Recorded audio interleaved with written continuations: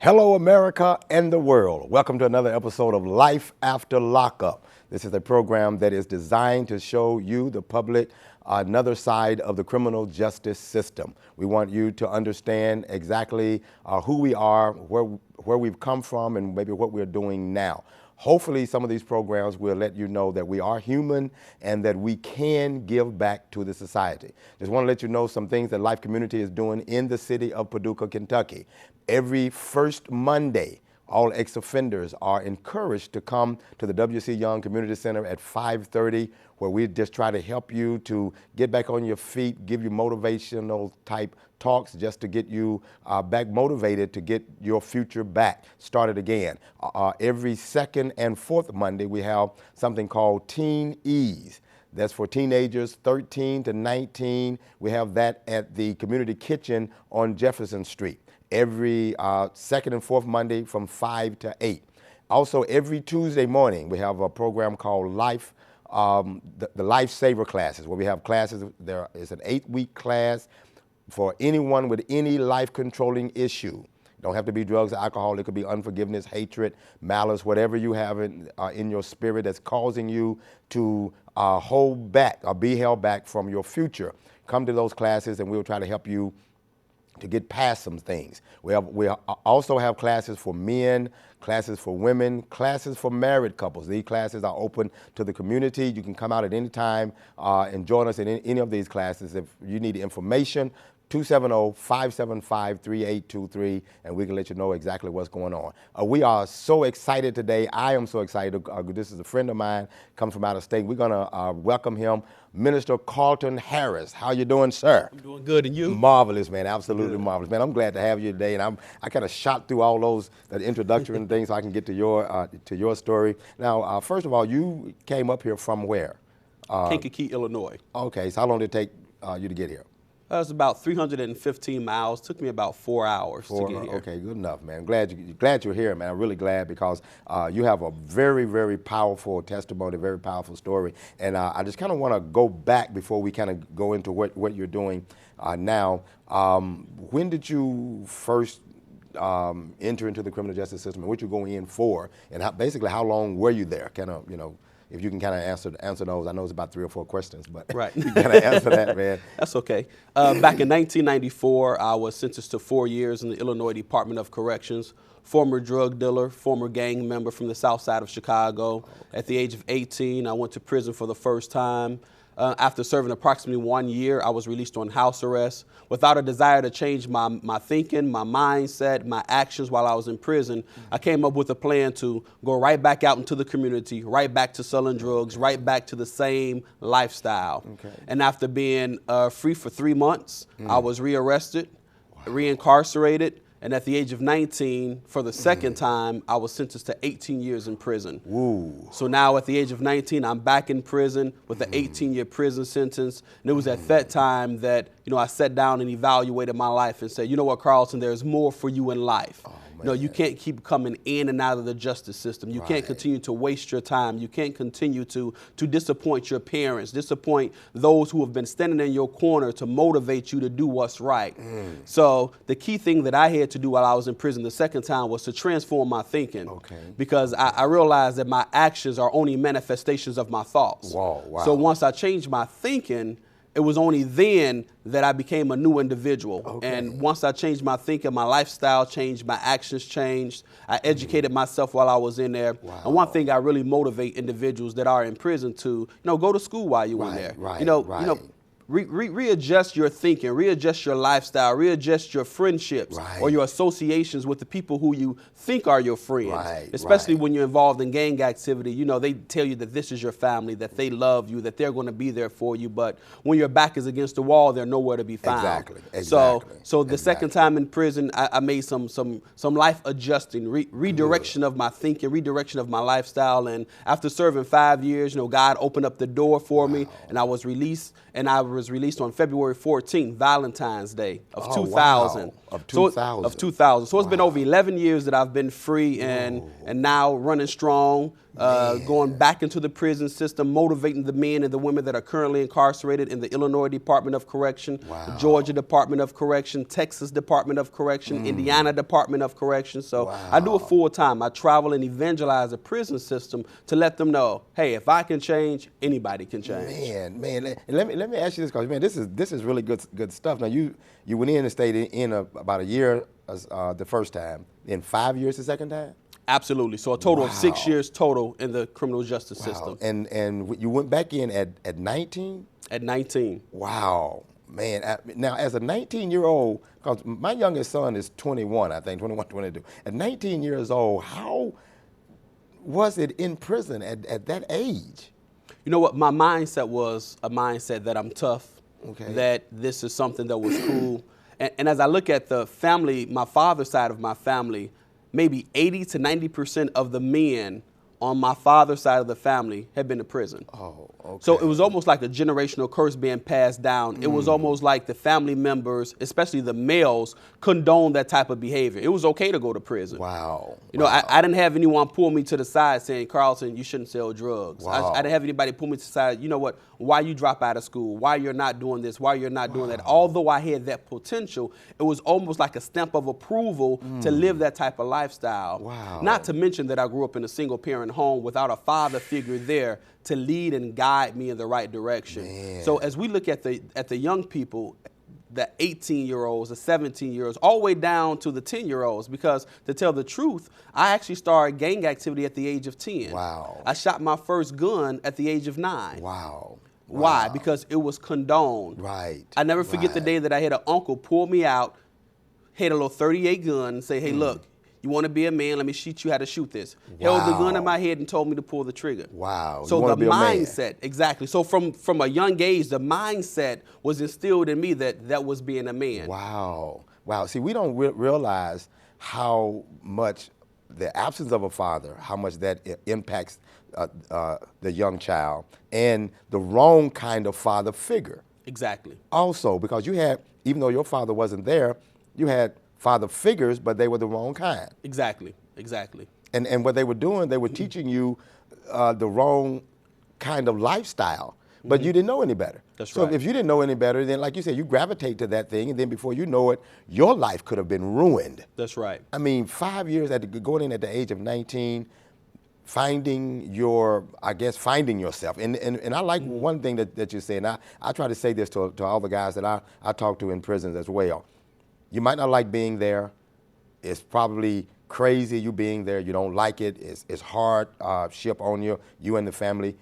Get you an education. That's right. Absolutely. You know, basically do something to make the time count for something. Don't just domino your time away, play cards and just try to scheme and get by while you're in there, but do something to make it worth you being in there so that when you come out, you'll be a better person. Now, you came out, you said in 2000. Now, okay, you're an author now. You've written a book. What's the name of the book? The book is entitled, I'm Free, Now What? I'm Free, Now What? Now what? Okay. And it's a 10-step prisoner guide to reduce recidivism. And recidivism is when you go in prison, you come out of prison. You go in prison, you come out of prison. It's that revolving door that never seems to stop. Right. You know, like when you was at the mall as a little kid, and you and your sister or brother played in that door, just going around in circles, or you see them at the hospital. It's just that circular door of in and out, in and out, in and out. And at some point, you have to break that cycle. Exactly. That when you're going to come out and that you're going to stay out. Exactly. So this is basically what your book is about. What basically kind of, I guess, prompted you or motivated you to do that? I looked at my life from the first time I was in prison, and I looked at my life from the second time I was in prison. And I put them side by side to see what motivated me the second time to be able to stay out of prison now over 11 years. When the first time I was only able to stay out approximately 3 months. Wow. So there was a difference there. What was the difference? What was my mindset? What was my motivation? What was my encouragement? What was it that I done differently the second time that I didn't do the first time? And those 10 steps, those key 10 steps is what I outlined in the book from a desire to change to Right. accepting new leadership to moving away from distractions. Wow. Those were the things that I done on the second time and now have empowered me to remain free now Wow. over 11 years. And I'm a Wow. firm believer that if it worked for me, it'll work for Yes, anybody sir. else. Yes, sir. And you said something too, wanting to change. You know, how important is wanting to change? Very important, because we can only help individuals that want to help themselves. Exactly. So, like right now, individuals that are listening to the show or watching the show, you know, desire to change is not done by the external public. It has to Exactly. be an internal longing, an internal desire. It has to be when you go look in the mirror and say, you know what, I want something different for me. Right. Because your mother can want you to change, your children can want you to change, your father can want you to change, but until you want to change for Exactly. yourself, change cannot occur. Exactly. And Exactly. so it has to be something that you're sick and tired of being sick and tired of the same mistakes that you're doing, and that's the definition of insanity. Right. Keep That's what- doing the same thing over and over again and expecting a different result. Exactly, You're not going to exactly. get a different It's not result. gonna If you happen. keep planting apple seeds, you're going to keep getting apple trees. Exactly, That if you keep exactly. committing crime, you're going to keep being incarcerated. So Exactly. the mindset must change of individuals that are currently incarcerated. And you mentioned something earlier when you said about wasting time playing dominoes and Right. playing chess. And I said this way: people that are in prison spend more time counting the days instead of making the days count. Wow, that's good. You know, That's you can't sit up good. there and say, well, I got 1 day left or 2 days left, or I have 3 months, 2 days in a wake up. Right, You know, right. they're too busy counting the days down until their release date, but they're not making the days count while they're in there. So when that release date comes, it's a permanent release Right, date. that's the key right there. That is the key, man. This is all good stuff. Now I want you also to kind of mention about this newspaper article that was about you, that you and 8 others or 8 people. Can you kind of explain that a little bit? Yes, maybe about 2 weeks ago, I was highlighted on the Atlanta Post as 8 individuals with inspiring transformations who have been previously incarcerated. Okay. So I was one of the 8 that was highlighted on the different things that I've done over the last 11 years, how I inspire other individuals that are currently incarcerated through the transformation of my life. Wow, And, that and I is speak about good. transformation more than change, because change can be yes. temporary. Yes. But transformation is permanent. permanent, exactly. You know, That is but good. but when you look at transformation, like that caterpillar becoming that butterfly, that caterpillar has to go through what's called metamorphosis. Exactly. It has to go through different stages of metamorphosis. There are different areas of that caterpillar that has to die from one stage to another stage. That's right. So as we desire to be transformed for that permanent change, there's different areas in our lives that must die one step at a time. Exactly. But as we continue to eliminate those things that are not who we should be, and begin to continue to work in that process consistently, because I always say consistency Consistently, is that's what's right. bring about change. Exactly. You have to be consistent. What Exactly. you do on Monday affects what you do on Tuesday, affects what you do on Wednesday. That's why they say Monday is the worst work day of the week, because people coming off a 2-day Yeah, weekend, weekend. you know, Saturday and Sunday of relaxing. So what they Right. want to do on Monday, they want to Wanna relax. relax, So exactly. if you don't continue to be consistent and working hard while you are incarcerated, you will not see that permanent change, Permanent which change. is transformation. Exactly, because the butterfly never goes back to becoming The caterpillar. Never Absolutely. goes back. Never goes And- back. And once you do that transformation, you never go back to being who you were. Exactly. You never go back there. Now, you had also mentioned a program that you were trying to get an organization or I don't know what do you call it, where different ex-offenders coming together across the nation. Can you explain that a little bit? Yeah, I think it's very important that we form an association, Association, of, that's right. of successful men and women who have reintegrated back into the community, who are now being positive male role models or women role models Right, back to right. those who have been returned back into the community, because what we see that's broadcast across the media is all of the negative Yes, things. yes. We don't hear about the positive things. You know, we hear about the 2 out of 3 individuals that return back to prison within 3 years, but we Right. very seldomly hear about the 1 out of 3 that have stayed out over 3 years, that's Exactly. become successful.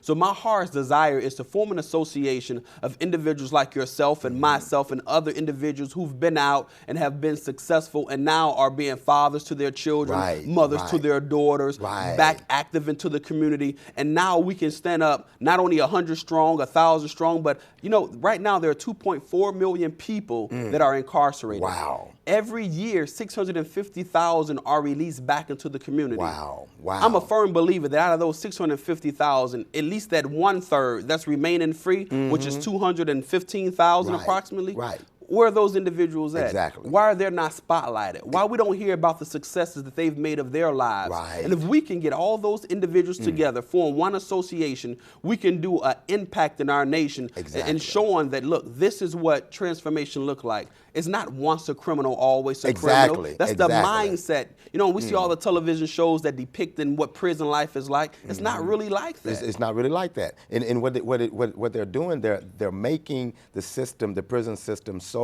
horrific that people are constantly putting money into it, and they are constantly thinking that they're going to handle the prison system. I don't need to worry about it.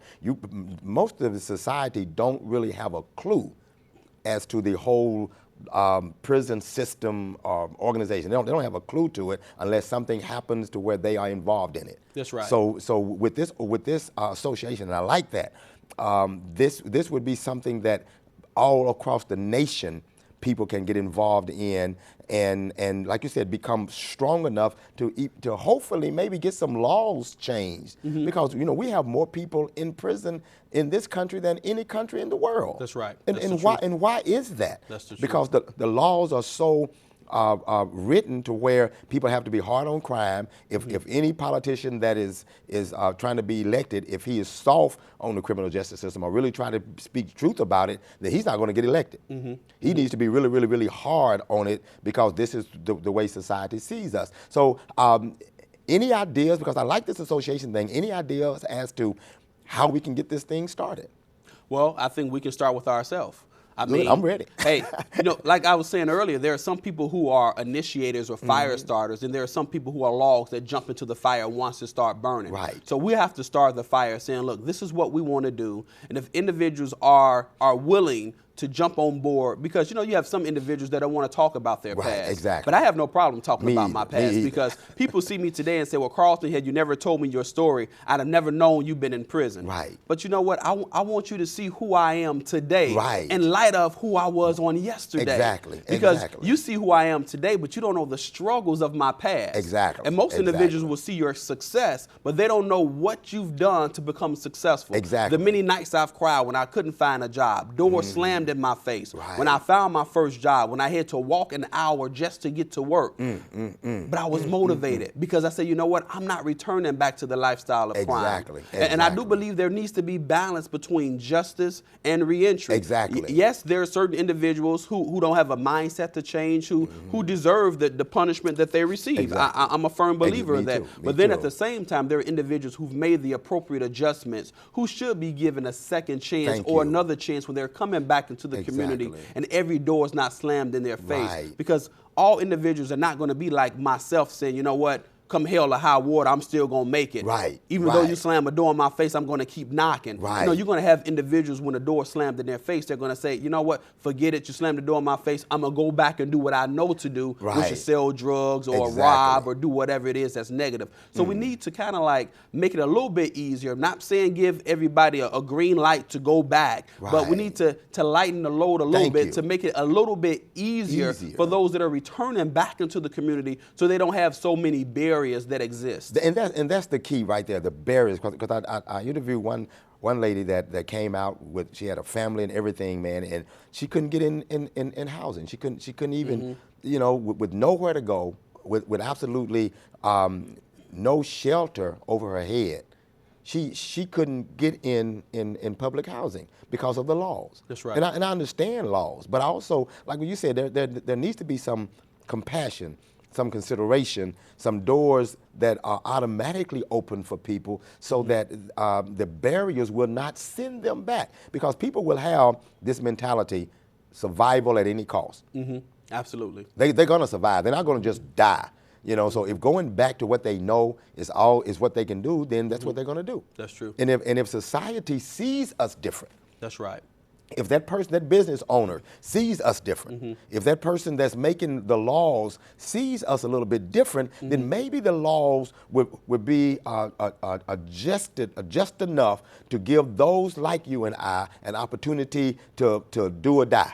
That's right. It's like, okay, That's I'm gonna right. give you a chance. You either gonna right. fail or are you gonna succeed. So at least give us those opportunities and those chances. But with the doors closed and with the barriers up, if it had not been for God, That's right. and I'm saying that in my situation. That's right. That's If right. it had not been for Him touching people's hearts, That's right. to open doors for me, That's then right. I don't know what I would have done. That's right.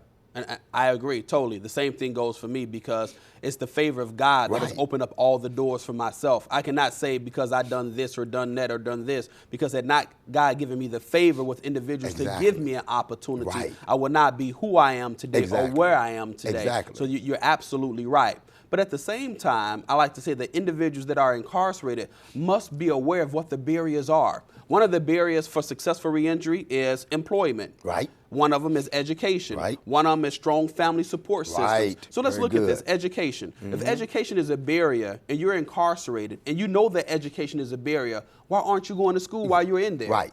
Right. Eliminate the barrier before you are released back into the community. Exactly. If education is a barrier, guess what? Go to school, educate yourself. So now that's one less barrier Thank that you you. have to deal Thank with you. when you are released. Exactly. If you know that a strong family support system is a barrier, and you know that you burned all those bridges while you was out there in the Right. street, maybe robbing or stealing or whatever you were doing against your family, Right. and you've burned those bridges, why not reconcile those relationships while Exactly. you are incarcerated? Thank Why you. not man up and say, Right. Mama, I made a mistake. Right. Why not Right. man up and apologize? Thank Why not you. woman up and say, you know what, I did this wrong, but now I'm working on me now. Thank See, you. people Thank you. don't really take the time to evaluate themselves. Right. You know, we have to examine ourselves and see what is it that I can do differently and not depend on our government, not Right. depend on the justice system, but Right. you know what, look at yourself. Man. What is it that you can do differently? Right. And after you've done all that you can do, God will do the rest. He'll do the rest. Man, He'll I'm do the telling rest. you. And you said something that reminded me. One of the things that I tell the guys when I go back and the women, take responsibility for why you are here. That's right. Why are you here? That's Because the criminal justice system is corrupt. I don't mean no harm. I say it. That's right. Don't That's mean right. no harm. From the top to the bottom, it's all corrupt. Everybody knows that. But you probably did something to get there. That's right. That's What right. you need to do is take a right. look at what you did. That's right. It wasn't the public defender's fault. That's right. It wasn't the district attorney's fault. It wasn't the judge's fault. All those people might have contributed to whatever the system does. But what did you do? And because let me tell you something, it took me a minute while I was in there to stop hating those people that I said got me locked up. That's right. That's right. And when I started looking at the man in the mirror, I realized that it takes a man with something loose to hold a loaded gun on somebody to take their stuff. That's right. That's right. I was sent to prison for armed robbery. That wasn't a nice thing to do. That's right. So evidently, there's something wrong with me. That's right. Evidently, I right. got to take a look at me That's right. to say, okay, what is my problem? Because if I don't get this problem taken care of, then when I do get out of here, then this same problem is going to cause me some more problems and probably going to cause me to come back. So every individual that's in prison going to do like what you just said, examine themselves. That's right. Take a real good look at yourself That's right. and find out what you need to do to That's change so that you will not come back in there. And if you hadn't done that, and if I hadn't done that, then where would we be? Correct. And you know what? The worst type of deception is self-deception. Oh, God. When a person deceives himself into believing that what they're doing is all right. Because if I believe a lie, if I tell myself a lie and I believe that lie, you can't tell me I'm not That's telling right. the truth. That's right. Because I've That's deceived right. myself. Man, that You is a powerful thing. That is the worst type of deception that anybody can have is self-deception. Exactly. And Exactly. for individuals who believe that it's the blame game, well, they did this or they did this or they did that, instead of saying, you know what, I need to be held accountable for my own actions and say, Exactly. look, I'm here now. And here's the main thing that I talk to the people in prison. I say, look, now that you are here, what are you going to do? Right. I don't care why you are here, how you got here. You here now. Right. Now that you are here, how are you going to spend your time while you are here? Right. How are you going to better yourself Thank while you. you are here to empower yourself so that when you are out forever? Right. Because, you know, we know that around Christmas time, We do something called Angel Tree. We give children gifts of to the parents that are incarcerated, Right. because we know this, which is a shocking statistic. 70% of the children that have a parent incarcerated will one day become incarcerated. Wow. It's a domino effect. Wow. 7 out of 10 children that have a parent incarcerated will one day become incarcerated. 70%. 70%. And around Christmas time, what we do is give these children gifts, and it's from your mother or it's from your father who's in prison. But the best gift that we can give these children is a transformed parent. Exactly. A transformed parent. Exactly. Going in there and telling the parent, look, you need to transform your life, because your actions are going to be absorbed by your children when you go back to them, because children are sponges. Man, they are. They're going to do what they see, and they're going to repeat what they hear. It goes into their mindset, and it comes out in their actions. Exactly. This is powerful, man, because these percentages, and most people that are incarcerated don't even realize it. And one of the things that I even do, just like what you said, I try to get them to see what impact they are having on their daughters, especially the fathers. What impact you are having on your sons. With you being in here, who's taking care of the children? Absolutely. Who's watching your daughter? Who's watching your son? Who's motivating them? Who's encouraging them to stay away from this place? If you're not there, then you're leaving them naked to the world, for the world to just treat them any kind of way, because the world is like vultures. That's right. And they come in and they take their little lives away from them because you're not there. That's right. And then we come up with all the excuses. We come up with all the excuses simply because we're not doing what we should be doing while we are incarcerated. Exactly. I mean, that's very important. The barriers. Do I have a second to say some barriers? You got 2 minutes. I have 2 minutes. Let me just mention these barriers real quick, because most people that are incarcerated do not know what the barriers are. Okay. And I'm gonna read from my book. It says, according to the U.S. Department of Justice, 2 out of 3 returning inmates will be charged with new crimes within 3 years of their release. Wow. Inmates released from juvenile justice system and the adult criminal justice system face tough educational, vocational, substance abuse, stable housing, family support system, job skills, and employment barriers. So here's the key thing. They know what these barriers are. Right.